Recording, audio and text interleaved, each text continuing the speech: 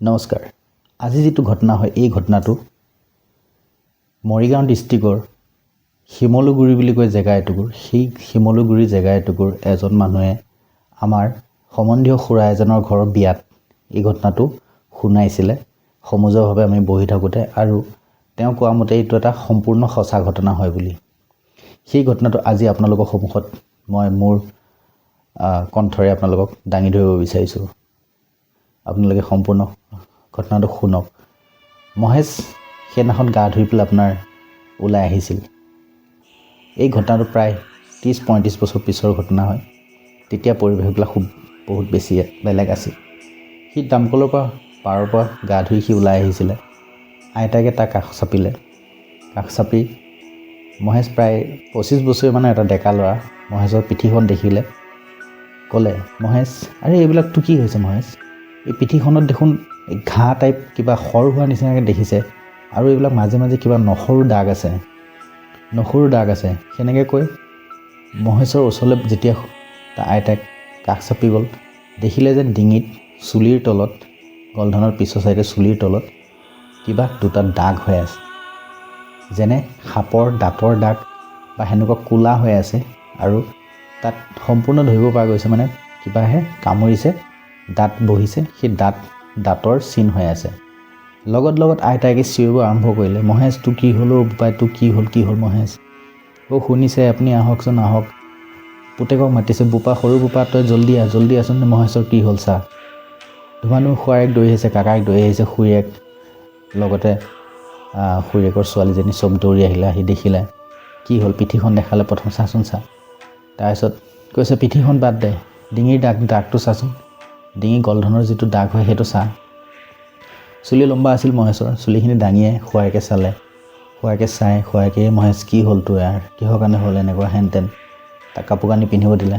মহেশে কাপোৰ কানি পিন্ধিলে। কাপোৰ কানি পিন্ধি লগত তাক ভিতৰত লৈ গ'ল, বহাই তোৰ লগত হৈছিল কি, গোটেই কথাখিনি কোৱা আমাক, কিহৰ কাৰণে তোৰ অৱস্থা হৈছে, তই আগতকৈ কিমান ক্ষীণালি হেন তেন বুলি কৈ চব কথাখিনি কোৱাৰ পিছত সি একো ক'বলৈ মান্তি নহয়। সি নাই, একো হোৱা নাই, মোৰ একো হোৱা নাই, নেজানো কিহৰ দাগ, কিন্তু মোৰ একো হোৱা নাই, সেনেকৈ বাৰে সি একেখিনি কথাকে কৈ আছে। খুৱায়েকে ভাবিলে এনেকৈ থাকিলেই নহ'ব, আমি লগালগ বেজৰ ওচৰত যাব লাগে। মহেশ তেতিয়াৰ দিনৰ সিহঁতৰ ঘৰখন খুব ধনী ঘৰ আছিলে। বাজাজৰ ভেস্পা বাজাজ থাকে, ভেস্পা বাজাজখন লৈ খুৱায়েক ওচৰৰে এখন গাঁৱৰ এজন মুছলিম বেজক মাতি আনিলে। মাতি অনাৰ লগে লগে মুছলিম বেজজনে চাই ক'লে, আৰু এইটো বহুত ডাঙৰ কথা হয়, বহুত ডাঙৰ কেছ হয়, মই অকলে নোৱাৰিম, মায়ঙপে মানুহ লাগিব। খুৱায়েকে গ'ল। মায়ং বেছি বৰ দূৰৰ নহয়। মায়ঙপে যায় আৰু এটা বেজ এড্ৰেছটো দিয়াৰ লগে সেইমতে যায়, সেই মানুহজনক লৈ আহিলে। লগতে আৰু দুজনমান মানুহ পিছে বেলেগ গাড়ীত আহিব আৰম্ভ কৰিলে।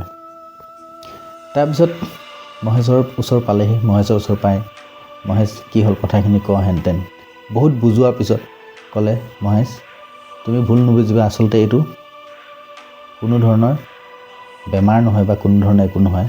আমি গম পালোঁ এইটো কি হ'ল, আচলতে তোমাৰ ওপৰত এজনী পিশাচৰ ছায়া পৰিছে। মহেশ হতভম্ব হ'ল, পিশাচৰ ছায়া, কিহৰ কাৰণে মোৰ ওপৰত পিশাচৰ ছায়া পৰিব, সেই বুলি ভাবিলে। তুমি আমাক সঁচাকৈ কৈ দিয়া হ'ল কি ঘটনা। তেতিয়া মহেশে গোটেইখিনি কথা সিহঁতক ক'লে। আচলতে মহেশ দিল্লীত থাকে। দিল্লীত তেওঁৰ দেউতাকে চাকৰি কৰে, আৰু তেওঁৰ দেউতাকৰ লগতে সৰুৰ পৰা তাতে ডাঙৰ হোৱা ল'ৰা। সি গাঁৱত কেতিয়াবা 2 বছৰ 3 বছৰ মূৰত আহে, স্কুল ছুটি হ'লে কেতিয়াবা বছৰৰ মূৰত আহে, সেনেকৈ আহে। আৰু সেইবাৰ মহেশৰ সম্পূৰ্ণ পৰীক্ষা শেষ হৈছিলে, পূৰা পঢ়ি কমপ্লিট হয় একেবাৰে গাঁৱত থাকিম বুলি মহেশে খুৱায়েক আৰু খুৰীয়েকৰ লগত, কাকা আইতাকৰ লগত থাকিম বুলি আহিছিল। দেউতাকে চাকৰি কৰি আছিল, মাক আৰু ভনীয়েক তাতে আছিল দিল্লীত। মহেশে যিহেতু যেতিয়া গাঁৱত আহি থাকিলে, থাকি অলপমান দিনলৈকে মহেশে গাঁৱত কেনেকৈ থাকিব লাগে, কেনেকৈ চলিব লাগে সেই কথাটো নাজানে।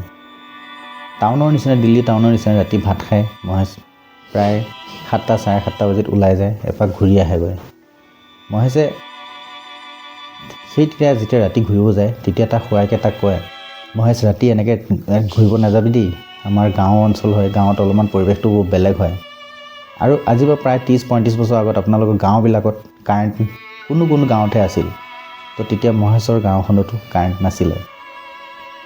তো মহেশে যেতিয়া গাঁৱত আহি পেলাই ৰাতি ৰাতি ঘূৰিব যায় তেতিয়া সি কথাখিনি এদিন তেতিয়া সেই বেজকেইটা আগত শোৱাৰ আগত কথাখিনি গোটেইখিনি ক'লে। মই এনেকৈ ভাত পানী খাই যেতিয়া ওলাই যাওঁতে আচলতে মোৰ লগত এনেকুৱা হৈছিল। আচলতে ভাত পানী খাই যেতিয়া ৰাতি 7টা 7:30টাত ওলাই যায় মানে পথাৰৰ মাজত এটা ৰাস্তা আছে, সেই ৰাস্তাটোদি যায় একদম নিচান পথাৰত, তাত যায় মহেশে অলপমান খোজকাঢ়ি সন্ধিয়া আকৌ ঘৰ পাই আহি আৰামছে শুই যায়। ঠিক সেনেকৈয়ে 3 দিন 4 দিন গৈ আছে, কিন্তু সেই ৰাস্তাটো শেষ কৰি আকৌ এটা ডাঙৰ মাথাউৰিৰ ৰাস্তা লাগিছে, সেই মাথাউৰিৰ ৰাস্তাটোদি মহেশে এদিন গ'লোঁ। সি অলপমান আগত যায় দেখিলে কোনোবা এটা পুলৰ ওপৰত বহি আছে।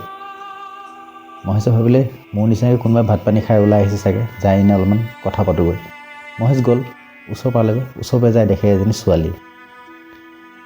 ছোৱালী দেখি মহেশে একো মাত বোল নিদিলে, কিন্তু মহেশে দেখিলে ছোৱালীজনী যে ইমান ধুনীয়া দেখিবলৈ, আচৰিত মানে। সি অলপমান লাজো পালে, লাজ পাই মাইকী মানুহৰ লগত কিয় কথা পাতিবলৈ মহেশ গুচি আহিলে। ভাত পানী খাই পিছদিনাখন আকৌ গ'ল। সি ভাবিলে ছোৱালীজনী আজিও আহিব নেকি, এপাক চাই আহোঁগৈ, ডেকা ল'ৰা যিহেতু। সি গ'ল, যায় দেখিলে হয় ছোৱালীজনী তাতেই আছে। মহেশে লাজ চাজ কৰি যেনে নহওক ওচৰ পালেগৈ, পাই সুধিলে আপুনি ইয়াত সদায় ফুৰিব আহে নেকি ভাত পানী খাই? প্ৰথমে তাই মাত দিয়া নাই, 2-3বাৰ সোধাৰ পিছত মহেশে সোধাৰ লগে লগে তেতিয়া আকৌ জবাব দিলে, অঁ মই আহোঁ। অঁ মোৰ নাম মহেশ।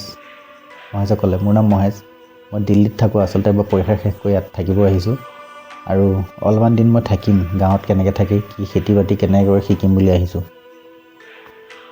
তাই মাত দিলে অঁ আপুনি বেয়া নাপায় যদি আপোনাৰ নামটো ক'ব নেকি? ছোৱালীজনী সি ক'লে। 2-3বাৰ কোৱাৰ পিছত ছোৱালীজনীয়ে বৰ গভীৰকৈ ক'লে মোৰ নামটো হৈছে অনামিকা। মহেশে ক'লে অনামিকা, ধুনীয়া নাম, আপুনি দেখিবলৈ যিমান ধুনীয়া আপোনাৰ নামটো সেনেকুৱা ধুনীয়া। ছোৱালীজনী বৰ তেলেকাকৈ চালে, যিমান তেলেকাকৈ চালে তিমান মহেশ তাই আৰু প্ৰেমত পৰি গ'ল চকুকেইটা দেখি। জোনাকৰ দিন আছিল, তাইৰ ৰূপটো মহেশৰ চকুত বাৰে বাৰে আহি আছিল। মহেশ তাৰ পৰা গুচি আহিলে, অহাৰ পিছত ৰাতি শুব পৰা নাই মহেশে ভাবিলে এই মডাৰ্ণ যুগতো ইমান চিম্পল টাইপ ছোৱালী মই দেখা নাই আজিলৈ। তো মহেশে সদায় সেনেকৈ যাবলৈ আৰম্ভ কৰিলে, লাহে লাহে কথা পাতিব আৰম্ভ কৰিলে। তাইও লাহে লাহে মহেশৰ লগত কথা পতা হ'ল। কথা পতাৰ পিছত এদিন মহেশে তাইক প্ৰপ'জ দিলে কি মই সদায় তোমাৰ লগত কথা পাতোঁ, তো মই আজি এটা তোমাক প্ৰস্তাৱ দিব আহিলোঁ। তাই খুবেই কম কথা কয়, ক'লে কি প্ৰস্তাৱ আছে? মই তোমাক ভাল পাই পেলাইছোঁ, মই তোমাক প্ৰেমিকা হিচাপে পাব বিচাৰোঁ। তাই ক'লে তুমি মোক প্ৰেমিকা হিচাপে পাব নোৱাৰিবা, মোৰ লগত প্ৰেমিকা হিচাপে হ'ব হ'লে তোমাৰ বহুত কষ্ট হ'ব। মহেশে ক'লে যিমানে কষ্ট নহওক যিয়ে নহওক মই তোমাক নিজৰ কৰিহে ল'ম। তাই ক'লে সঁচাইতো, কিন্তু তুমি মোক কথাৰ পৰা পলটিব নোৱাৰিবা। সি কথা দিলে অঁ মই পলটি নাযাওঁ, তোমাক মোৰ নিজৰ প্ৰেমিকা হিচাপে ৰাখিম। তাই ক'লে তুমি কিছুমান মোক কথা শুনিব লাগিব।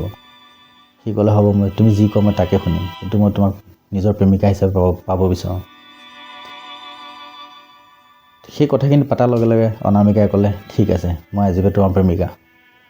সেই সেনেকৈয়ে সদায় 7টা 7:30 বাজিত আহি তাই ৰৈ থাকে, আৰু ৰৈ থকাৰ পিছত দুয়োটাই লগ হৈ কথা বতৰা পাতে।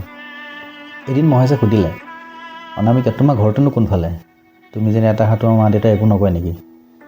তেতিয়া তাই ক'লে মোৰ মা দেউতা নাই, মা দেউতাই একো নকয় আৰু মোৰ ঘৰৰ মানুহে মোক একো নকয়, মা দেউতা নাই আচলতে। তো তোমাৰ বেলেগ আৰু কোনোবা? কৈছে মোৰ কোনো নাই, মই অকলশৰীয়া। সেইকাৰণে তুমি আহা মানে? তেতিয়া তাই একো মাত বোল নিদিলে।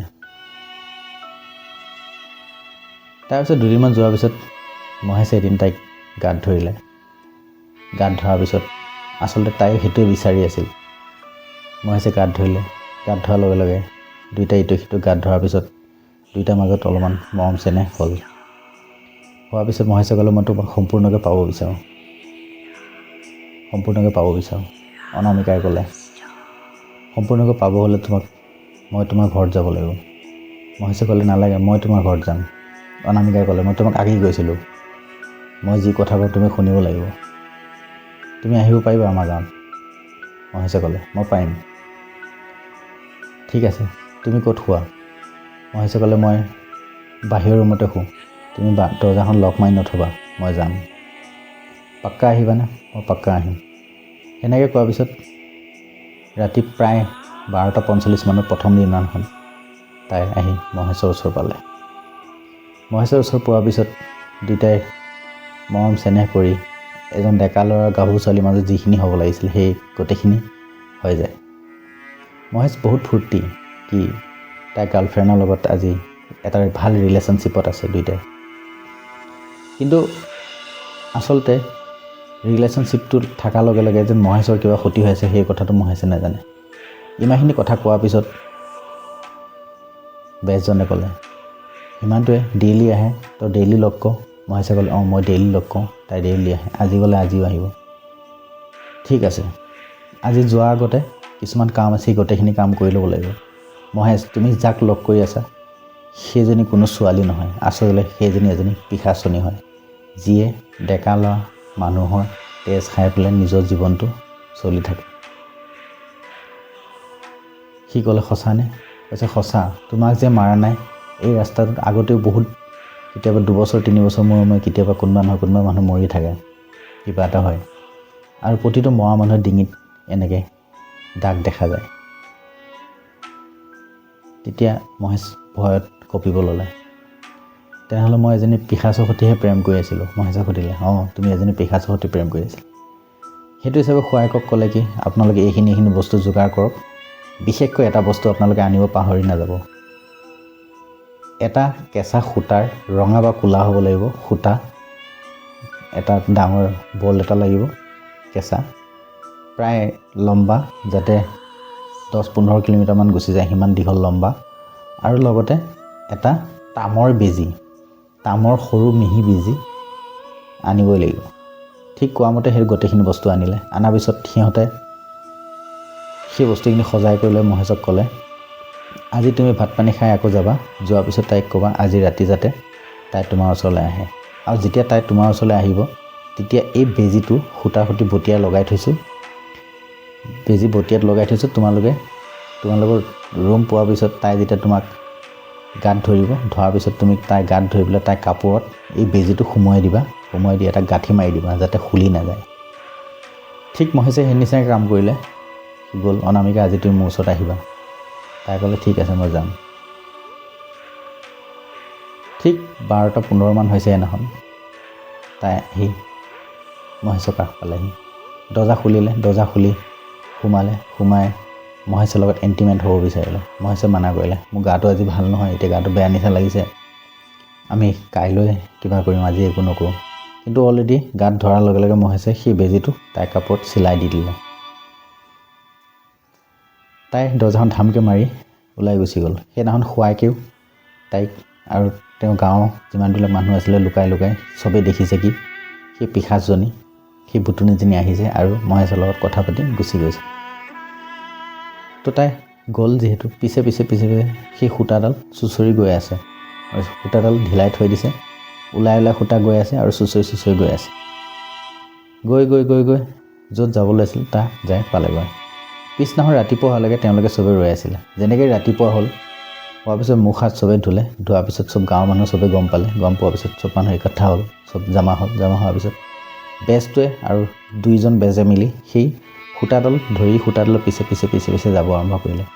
সূতাডাল যায় প্ৰায় 3 কিলোমিটাৰমানত দূৰত, য'ত সেই বৰ আহঁত গছ এডাল আছিল। সেই বৰ আহঁত গছডালৰ আহঁতগুৰি বুলি এটুকুৰ জেগা আছিল। সেই আহঁতগুৰি গাঁওখন, সেই আহঁতজোপাৰ নাম কাৰণে আহঁতগুৰি, বহুত এজোপা পুৰণা আহঁত গছ। সেই আহঁত গছডালত ওপৰলৈ ৰছাডাল উঠি গৈছে। গাঁওখনৰ 2টামান সাহসী ল'ৰাক মাতিলে, আৰু প্ৰথম যিটো বেজ আছিলে ডেকা বেজ, সেই বেজটো ক'লে আমি এতিয়া ভিতৰত সোমাব লাগিব। কিন্তু আহঁতডাল ইমান ডাঙৰ আছিল, প্ৰায় 1 কঠামান মাটি আহঁতডালৰ গছৰ ডালপে নামি অহা শিপাই কভাৰ কৰি ৰাখিছে। তো এতিয়া অনুভৱ লগাব নোৱাৰা হ'ল যে কোনখিনিত আচলতে ৰছাডাল গৈছে। কিন্তু বিচাৰি ৰছাডালো আপোনাৰ জেগাখিনি পালেগৈ। দেখিলে যেন আহঁতৰ মেইন গছডালৰ খুলুং যিটো মানে পুৰণা খুলুং, তাত কিছুমান পাতলি এনেকৈ ঢাক খাই আছে, খুলুংটো দেখা নোপোৱাকৈ। সেই তালৈ ভিতৰলৈ ৰছাডাল সোমাই গৈছে।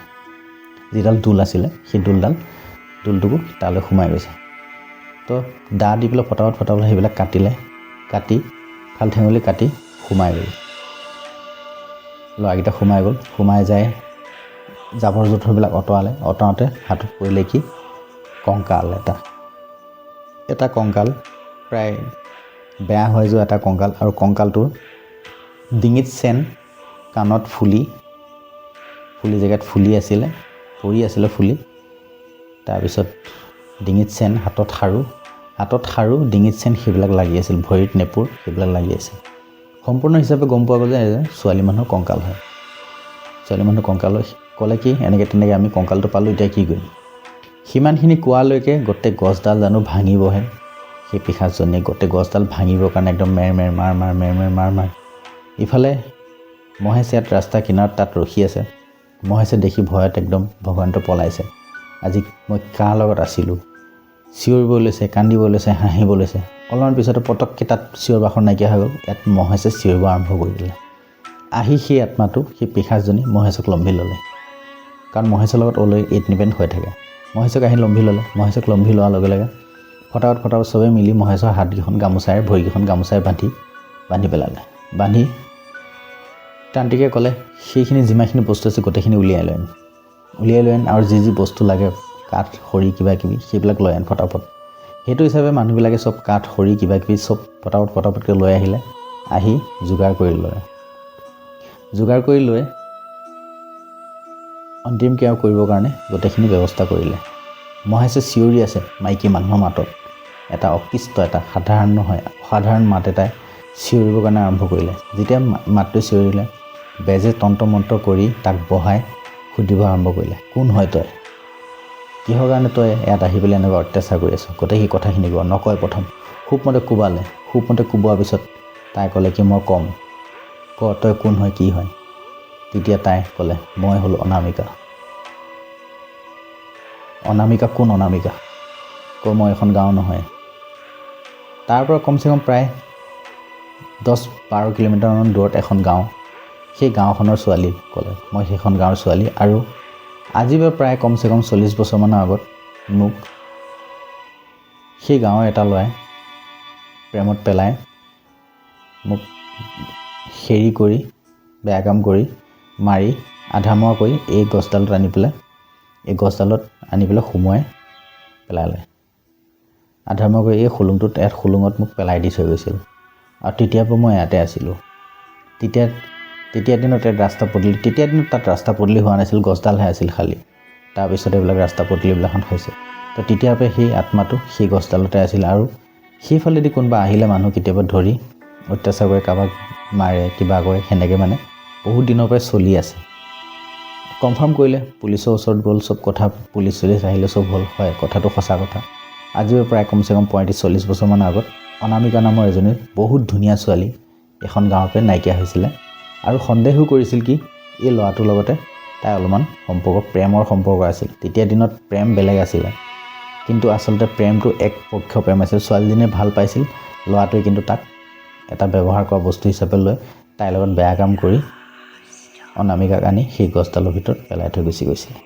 অকলে নহয়, 2-3টা মানুহ মিলি পেলাই থৈ গৈছিলে। গোটেই কথাখিনি মহেশৰ যোগেদি সেই প্ৰেত আত্মাটোৱে কোৱাৰ পিছত ক'লে কি মোক এৰি দে। কিন্তু সেই দুজন বেজে ক'লে কি নাই, ইয়াক এৰিব নোৱাৰে, এতিয়া তোক আমি মুক্তি কৰি দিম বুলি সিহঁতৰ ঘৰৰ মানুহ, যি বংশৰ মানুহ আছিল, কাৰোবাক মাতিলে। কিন্তু বংশৰ মানুহ আহি সেইখিনি খৰি কাঠৰ ব্যৱস্থা কৰি ধুনীয়াকৈ এজনী মাইকী মানুহক যিমানখিনি আদৰ সন্মানত বিদায় দিব লাগে সেইখিনি গোটেইখিনি কৰি সেই কংকালটো খুব ধুনীয়াকৈ জ্বলাই দি তেতিয়ালৈকে মহেশৰ গাত আত্মাটো আছিল। আৰু তাইক ক'লে, বুজাই দিলে, তই এনেকুৱা আৰু নকৰিবি, তোৰ মুক্তি পালি, আজি পেলাই যাতে তোক ইয়াত নেদেখোঁ, তই যাবি, যোৱাৰ আগতে কিন্তু কিবা এটা চিন দি থৈ যাব লাগিব।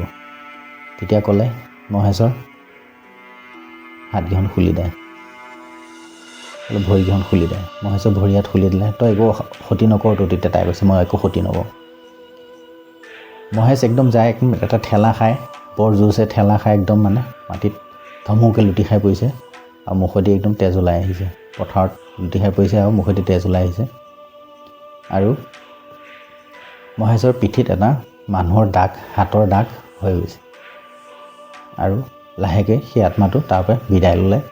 সেই কংকালটো জ্বলাই সেই পৰিয়ালটো, যিটো পৰিয়ালৰ আছিলে, সিহঁতে এটা সাধাৰণ নীতি নিয়ম কৰি সেই মানুহজনীক অনামিকাত বিদায় দিলে। আৰু এই ঘটনাটো মোক যোনে কৈছিলে, আমাক যোনে শুনাইছিলে, তেখেত তেতিয়া দিনৰে এজন গ্ৰেজুৱেট মানুহ আছিল। খুব ধুনীয়া লাগিছিল শুনি। তেখেতে কোৱা মতে এইটো এটা সঁচা ঘটনা হয় আৰু ৰিয়েল ঘটনা হয়। ইয়াত কোনো ধৰণৰ মিছা বনাবটি কথা নাই। তো এনেকুৱা ধৰণৰ যদি ঘটনা আপোনালোকে শুনিব বিচাৰে, তো তেতিয়াহ'লে বা আপোনালোকৰ সন্মুখত এনেকুৱা ধৰণৰ ঘটনা আছে যদি আপোনালোকে কমেণ্ট বক্সত আপোনালোকৰ মোবাইল নম্বৰ দিব, মই নিজে আপোনালোকক ফোন কৰিম। এনেকুৱা যদি ভাল ঘটনা আছে মই নিজে আপোনালোকক ফোন কৰিম। কমেণ্ট বক্সত নম্বৰটো আপুনি দিলেই হ'ল, মই নিজে ফোন কৰিম। আৰু আপোনালোকৰ সেনেকুৱা ঘটনা থাকিলে মই শুনিম, শুনি আপোনালোকৰ নামৰ সৈতে সেই ঘটনাটো মোৰ চেনেলৰ যোগেদি ৰাইজক শুনাম। আৰু আপুনি ক'ৰ হৈ সেই কথাটো এই চেনেলটোৰ মাধ্যমত পাৰিলে আপোনালোকৰ এখন ফটো তাত দি দিম। ঠিক আছে, যদি ভাল লাগিলে ঘটনাটো শুনি চেনেলটো ছাবস্ক্ৰাইব কৰি থৈ যাব। নেক্সট টাইম আকৌ এনেকুৱা ঘটনা পাব। তেতিয়ালৈকে যাওঁ, নমস্কাৰ।